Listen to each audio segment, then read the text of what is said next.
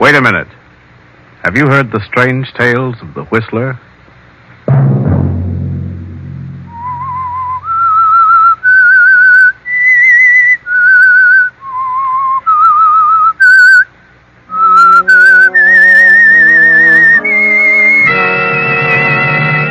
I'm the Whistler. I don't know what it is. It's a figure. I can't tell whether it's a man or a woman. It comes through the door and walks with outstretched arms toward my bed, reaching for me. Sunday night, and again CBS presents The Whistler. I, the Whistler, know many things, for I walk by night. I know many strange tales, many secrets hidden in the hearts of men and women who have stepped into the shadows. I know the nameless terrors of which they dare not speak. And so I tell you the weird tale of jealousy.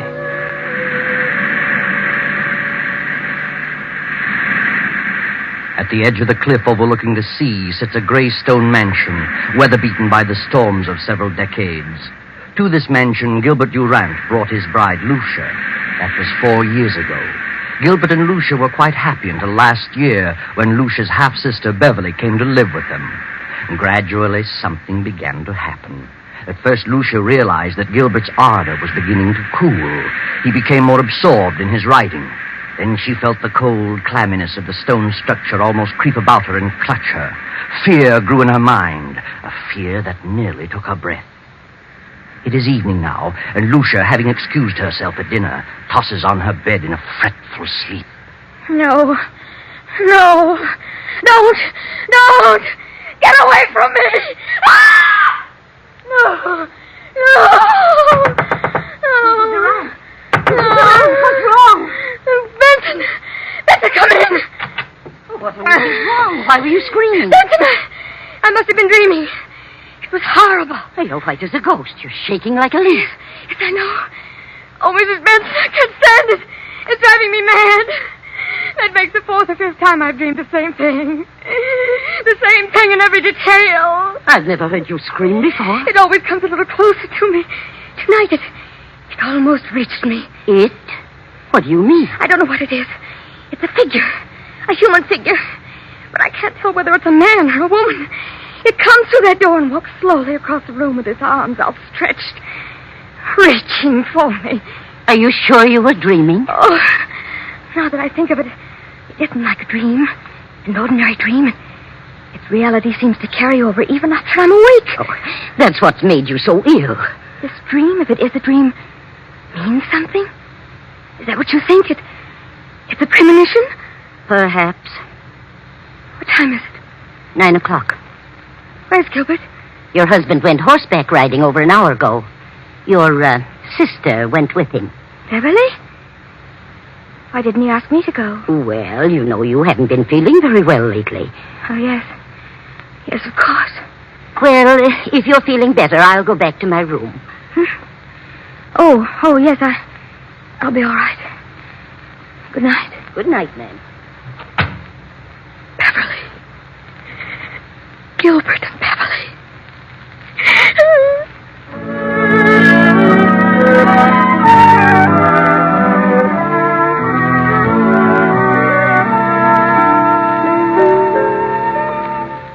Lucia lies for a while, staring wild-eyed at the patch of moonlight on the bedroom door. And finally she drops off to sleep. Then as the clock strikes 10:30, the door opens slowly, silently. A figure steps into the room and moves noiselessly through the moonlight to Lucia's bed and stands staring at her. Suddenly Lucia opens her eyes. Gilbert, don't! Lucia, what's wrong with you? What are you doing in my room? Why, I just wanted to know how you felt. How long have you been standing there? Oh, just a few seconds. Oh, I was dreaming, I guess, and when I woke up, you startled me. Why were you yelling, don't? I don't know. I haven't the slightest idea. I talked to Dr. Hanby about you today. Told him you were run down, and he suggested I get a tonic for you. I'll drop in at the drugstore on my way home tomorrow evening. A tonic? Yes. What is it? Oh, I don't remember. Something in strychnine. Strychnine? Yes, he said it would give you an appetite. Where have you been, Gil? Or I've been riding. Nice moonlight night. Very pleasant. Did Beverly enjoy it? Yes, she's an excellent rider. I've decided to buy that filly from Thompson. Going over there tomorrow afternoon. Is Beverly going with you? Yes, she's a good judge of horseflesh. Why? Nothing. I just asked. Well, good night, Lucia. See you at breakfast? Yes. Good night.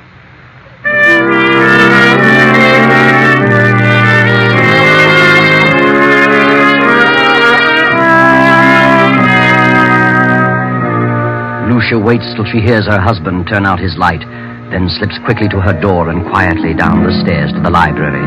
With every beat of her pulse, she hears Gil's words. Something in strychnine. Something in strychnine. She snaps on the light and steps to the shelf holding the encyclopedia. She runs her fingers down the long line of books, LMNO, P to R. And then she stops and stares in terror. The S to T is missing. Lucia glances wildly about the room, and then she sees it. There on the desk, the missing volume, and open. She rushes to the desk and stares down at the open page. Good Lord! It's true! It's true!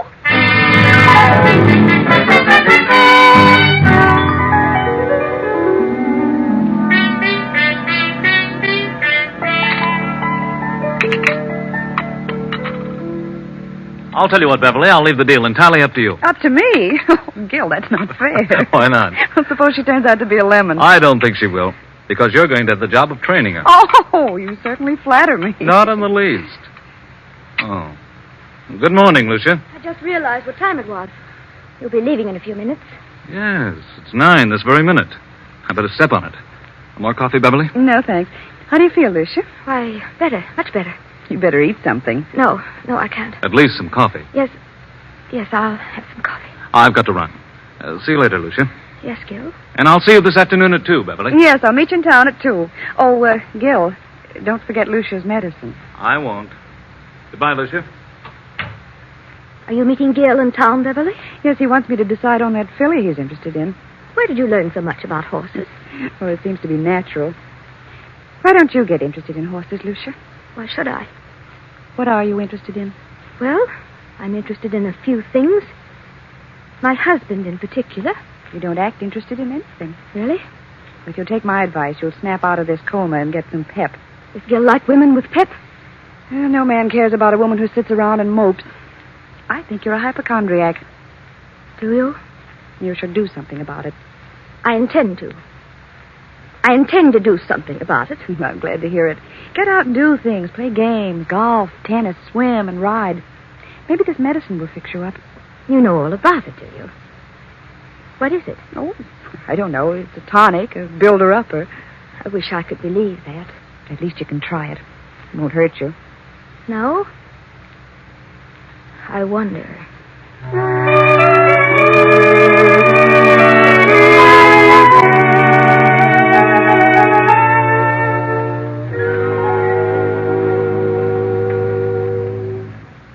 Oh, come in, Doctor. Lucia, why'd you call me out here? What's wrong? I just couldn't make it into town. Oh, it can't be as bad as that. Did Gilbert talk to you about me yesterday? Oh, I saw Gil for a few moments at the club during lunch. Said you were run down. Did you give him a prescription for me? I never do that until I've examined the patient. You didn't give him a prescription. Why, no. What did you suggest for me? Oh, I don't know. Just mentioned a few tonics he might get for you. Spoke of beef iron and wine, and sherry and egg, and well, I don't remember what else. Then you mentioned nothing specifically. Don't think so. I see. What seems to be wrong with you, Lucia? I don't know exactly. Something has been happening to me that... Well, frankly, I'm afraid I'm losing my mind. Oh, come now. We all feel that way at times. I'm serious. Things happen to me in the night. What sort of things? First, I thought they were just nightmares. But when you have a nightmare, you wake up and the fear is gone. You realize the truth. This vision that comes to me haunts me through the waking hours as well. Vision? Something, I think it's a person, comes through my bedroom door. Approaches my bed with outstretched arms as though it intends to strangle me. Each time it comes a little closer. My fear is that eventually it will get to me before I wake up. You always dream the same dream? If it is a dream, yes. Who is the person? I don't know. And you don't think it's really a dream? No. I think it's a premonition. Well, have you any basis for such a fear in real life? Is there someone or something that you're afraid of? Doctor, I'm convinced that they're not dreams. That I'm not asleep. Oh, nonsense. I'm positive they're not mere dreams. Well, I think it's all due to your rundown condition. You probably don't sleep as soundly as you should, and so you transfer sounds in the night to dreams, nightmares. That's exactly what I mean. If I'm only half asleep, I may be transferring actual movements and sounds into dreams. In other words, if someone slams the door in the night, I may half hear it and attribute it to a dream. Yeah, go on. And perhaps I'm not dreaming. I think you'd better come into town and have a thorough physical. You mean a checkup by a psychiatrist? Well, I may have someone to help me. It's the usual thing, you know. Oh, Dr. Hanley. I'm so frightened. Now, everything's going to be all right. I'm afraid. I'm afraid that I'm going to die. That someone is trying to kill me. You're not going to die. That's ridiculous. I'll call you and make an appointment. Very well. In the meantime, try not to think about it. Keep your mind on something on the brighter side. Yes, I'll try.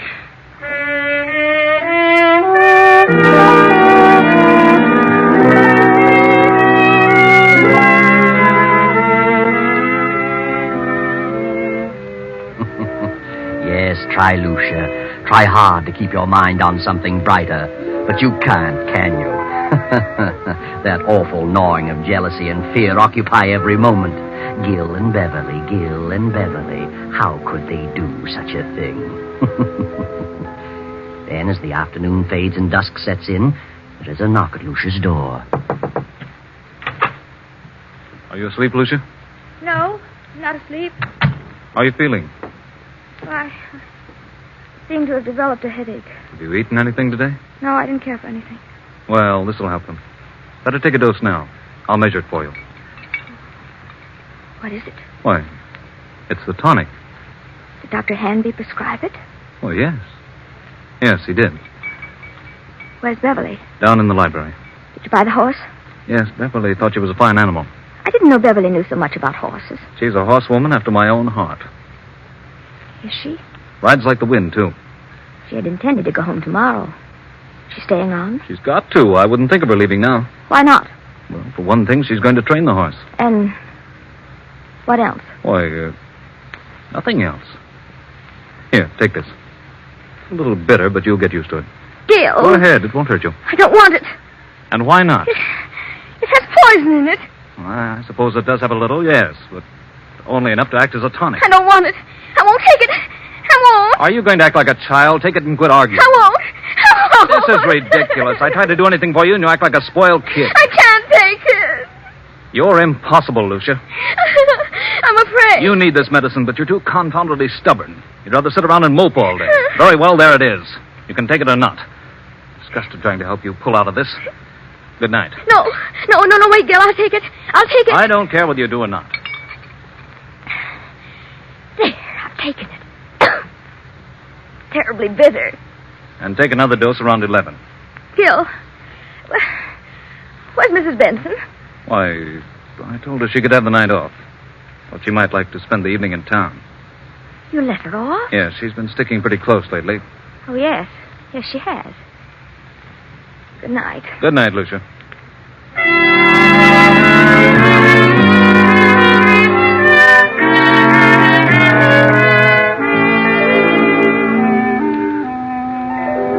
What's wrong, Gil?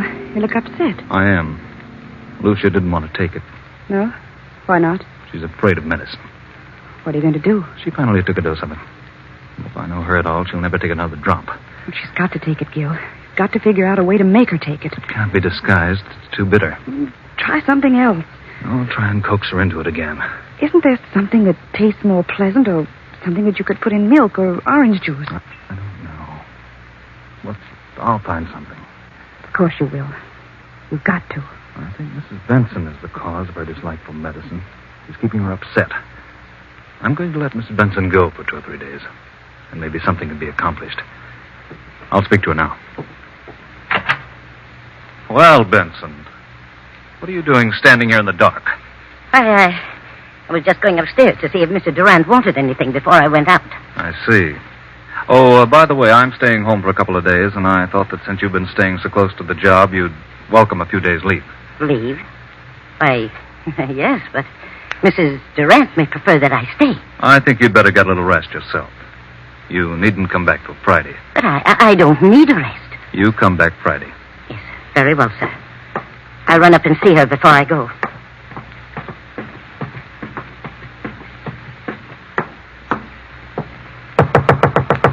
Come in. Oh, Benson. I thought you'd gone into town for the evening. I'm leaving in a few minutes, but I had to see you. I'm glad you came up. I've got to talk to someone. I know now they're not dreams. They are premonitions. And I know who's trying to kill me. Who? My husband and Beverly. I know. You know? I just heard them talking low in the library. They were talking about the medicine. He said you were too stubborn and probably wouldn't take another dose. And she said he'd have to find some way to make you take it. And it is poison. They want me out of the way. I got angry because I refused to take it. Oh, yes, and there's something else. He just told me that he would not be going into town for several days and told me not to come back here till Friday. Good Lord. I'll go on into town as planned, but I'll slip back toward midnight and come up the back way. And I won't take a thing that gives me. I'll be back at midnight. Thank you, Benson. Good night. Good night, ma'am.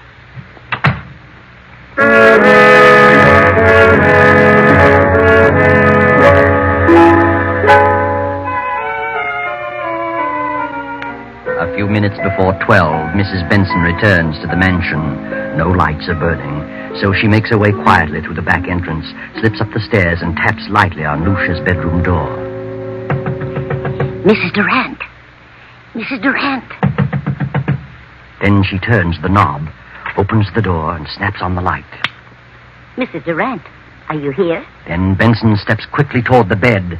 The bed is empty, but a horrible sight meets her eyes. Oh, blood. Blood all over the bed. They've done it. They've murdered her. Give me the police department.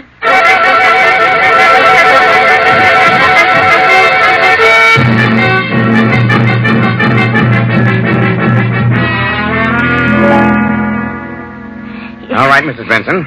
What happened this evening? Well, earlier in the evening, Mr. Durant told me I could have the night off, since I'd been staying close to Mrs. Durant for some time. Mm-hmm. And then later, he said he decided to let me off until Friday. But I didn't want to go, and he insisted. Is there anyone else in the house? Yes, Mrs. Durant's half-sister, Beverly. Did you leave the house? Yes, but I went up and told Mrs. Durant I'd be back about midnight. If you had till Friday, why did you come back at midnight? Because we were both frightened. Of what? Well, Mrs. Durant had been having premonitions that someone was trying to kill her. Who was trying to kill her? She didn't know, but she was terribly frightened. Is that all? No. Her husband tried to get her to take some medicine he had brought home. She refused, and he got angry. How do you know he was angry? I heard him talking about it to Beverly. They were in the library. And he told Beverly that Lucia was very stubborn. And Beverly said that he'd have to think of some other way. Did Mrs. Durant suspect her husband and Beverly of trying to do away with her? Yes, she did. She was convinced that Mr. Durant and Beverly were in love and wanted her out of the way.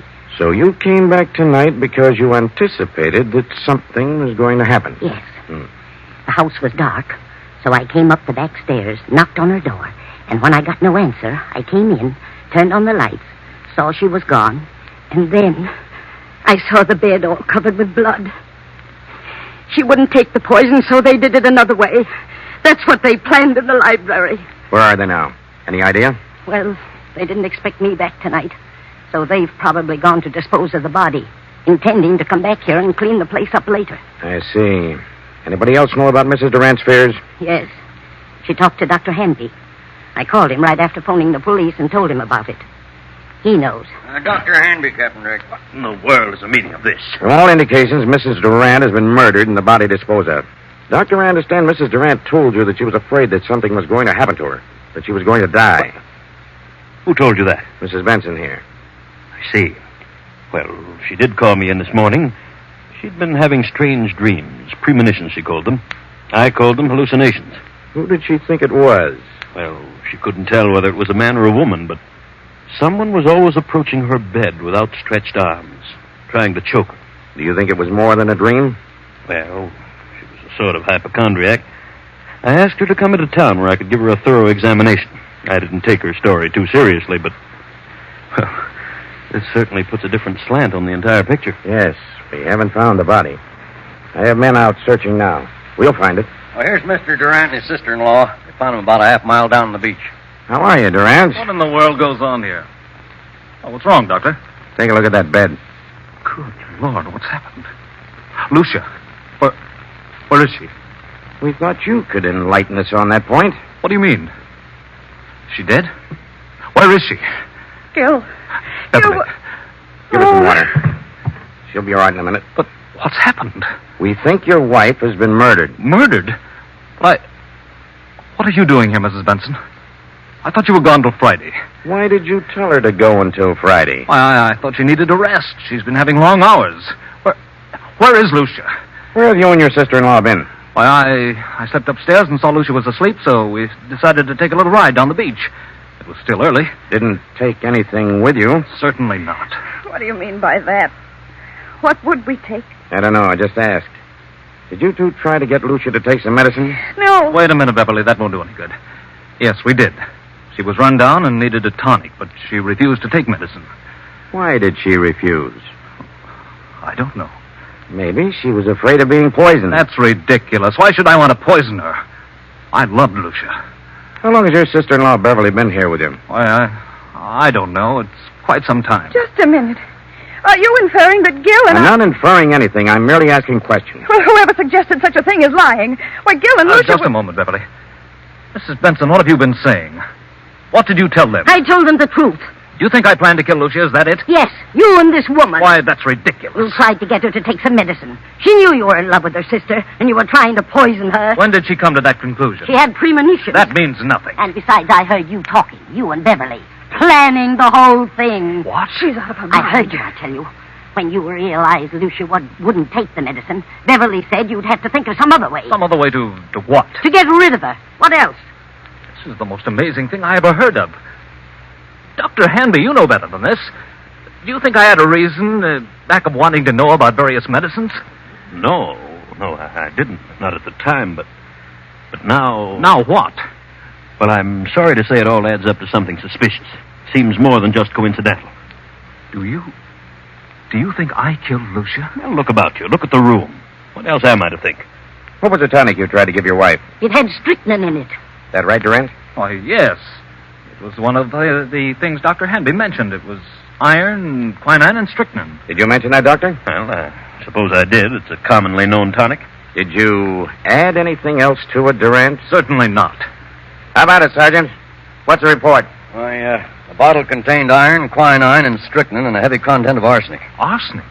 But it isn't possible. I put nothing in it. Where would I get arsenic? Well, it was in there just the same. Good Lord, Doctor, it isn't true. You know it isn't. I hate to say it, Gil, but the evidence looks bad for you. Benson knows what all this is about. She's lying. She knows Gil wouldn't do such a thing. She's back of it all. Why? I don't know, but believe me, I'll find out if I have... That'll do. Under the circumstances, I think you'd all better come down to headquarters so we can keep you separated. Come on. And no more talking.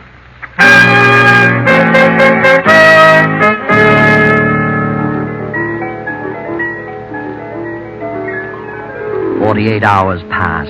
Hours of relentless grilling, endless questioning. Finally, Gil and Beverly are released on a writ of habeas corpus. Now weeks have gone by, and Lucia's body has not been discovered, and so the district attorney is forced to make a public announcement that in spite of the apparent evidence, no murder charges can be preferred against Gil and Beverly due to lack of corpus delicti, the failure to produce Lucia's body. Now Beverly and Gil are in the library. Beverly, I want you to know how wonderful I think you've been, the way you've stuck right beside me through this thing. I know it's been a trial for you, and, well, you're one girl in a million. Thanks, Gil, but it isn't over yet. They won't stop their search for Lucia's body, and if they find it, We haven't a chance. I know, but what can we do about it? Well, why couldn't we leave the country? Together? Not necessarily. They'd be sure to follow us. We could go separately in different ways And meet someplace later on? Is that what you mean? Yes, that's what I mean. It seems a bit mad. That would equal an out-and-out confession. But, Gil, if they find Lucia's body, we haven't a chance. It's too strong against us. We never could come back, Beverly. Oh, what of it? I don't want to die, Gil, and I don't want anything to happen to you. Beverly, I don't know what to say. I'm frightened, Gil. I can't stay here with such horrible fear hanging over me. I'll go mad. If you don't go, then I will. I'll leave tonight. Please, Beverly, I need you more than ever now. Please don't go. Don't worry, Gilbert. She won't leave you. Lucia. Good Lord. I won't let her leave you. I'll see that you both go together. And stay together for a long, long time. Lucia, what does this mean? We thought you were dead. Disappointed, are you? Where have you been? What happened to you? Coming to that. You thought I was dead. Well, I'm not. I'm live enough to pull this trigger. I've been behind those drapes, and I heard every word you said. Now I know you're in love with each other. Now I know you wanted to do away with me. In love? With Beverly? From the day she came here. She took you away from me. I did not. We never thought of such a thing, never. It never entered my mind. Why do you lie about it? You do love her. Why don't you admit it? I love Beverly. Yes. You certainly have a vicious mind, Lucia. For the first time, I see you for what you really are. I never even thought of such a thing. But now that you mention it, I realize the truth. Yes, I do love Beverly. Gil, don't. Why shouldn't I? And it's Lucia's fault. She's the cause of it. A suspicious-minded devil.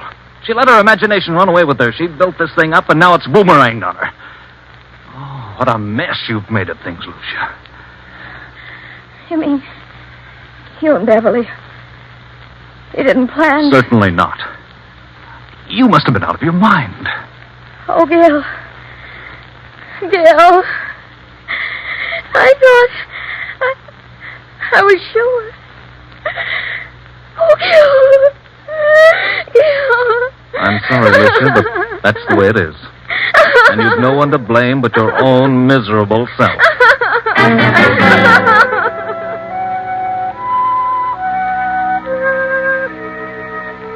No one to blame but her own miserable, jealous, suspicious-minded self. Lucia planned the whole thing from the beginning. She thought they were in love, thought they were planning to kill her. Lucia never had a dream, never had a premonition. She planted that in the housekeeper's mind and in the doctor's. She put the rat poison in the tonic. She put the bedroom in disorder, cut herself with smeared blood on the bed, and then disappeared. But when she read that they couldn't bring a murder charge without the body, she came back to kill Gil and Beverly herself. You see, Lucia didn't know about that little article in the law called corpus delicti.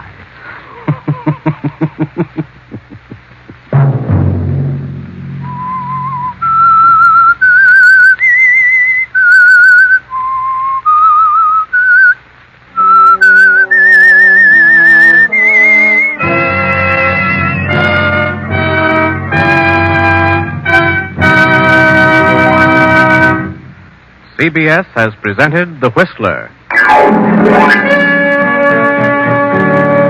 Original music for this production was composed and conducted by Wilbur Hatch. The Whistler is written by and directed by J. Donald Wilson and originates from Columbia Square in Hollywood. Next Sunday, 9:15... I, the Whistler, will return to tell you the eerie tale of Back from Beyond. Good night. This is the Columbia Broadcasting System.